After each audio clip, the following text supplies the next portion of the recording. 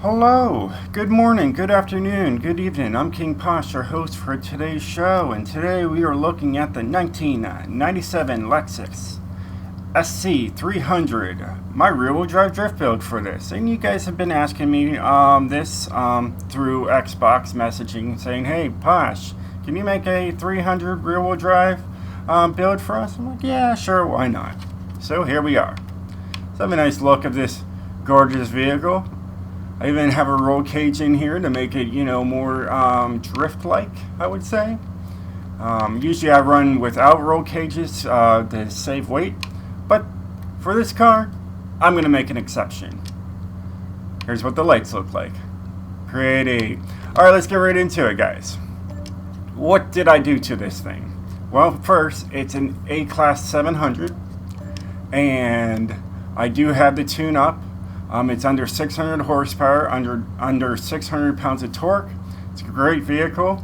It also says King Posh Gaming at YouTube, so I'm, self-promoting. Third, fourth gear tuned, and points ready.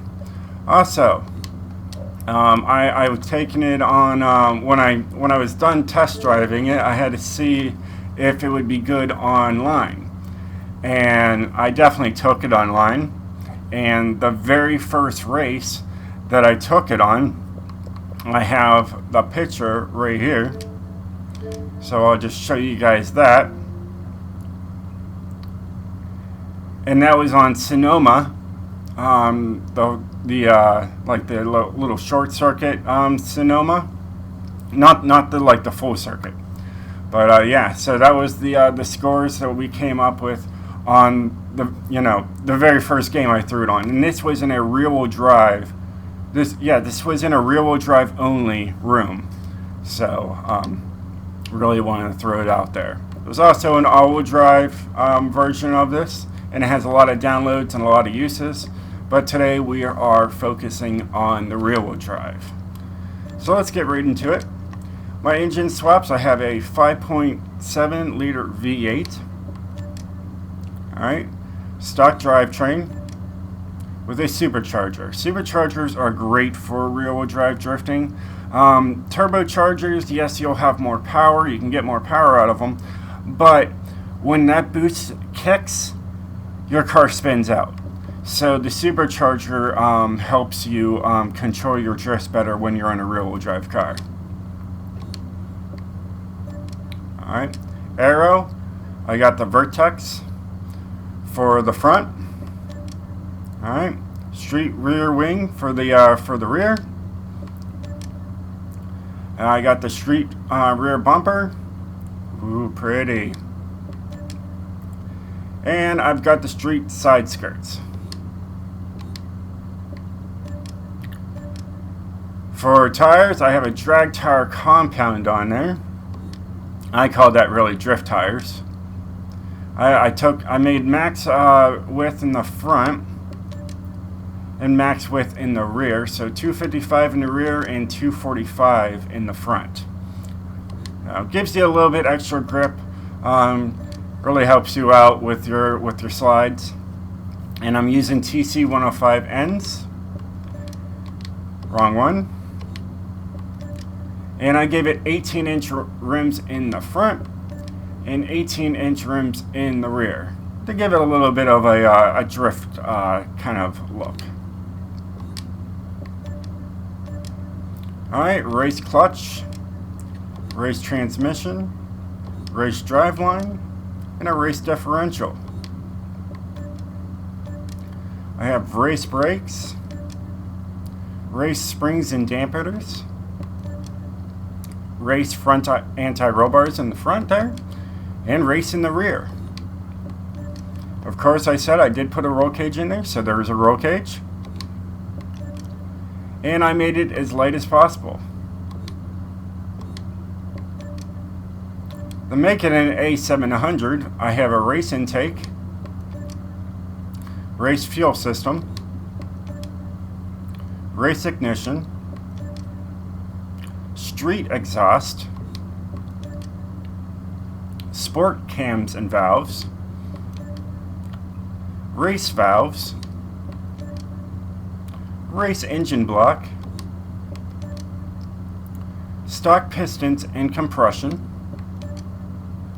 sport positive displacement supercharger, race intercooler, race oil and cooling, and last but not least, the race flywheel. So, you guys want to kind of know what this tune looks like? I'll show you. So you got 15 in the front, 15 in the rear. So yeah, a little grippy. I mean, I showed this so you can change this. If you want to go 55, you can, or 30 and 30, go right at it. If you want to slide a little bit more, go right ahead. Here's my gearing.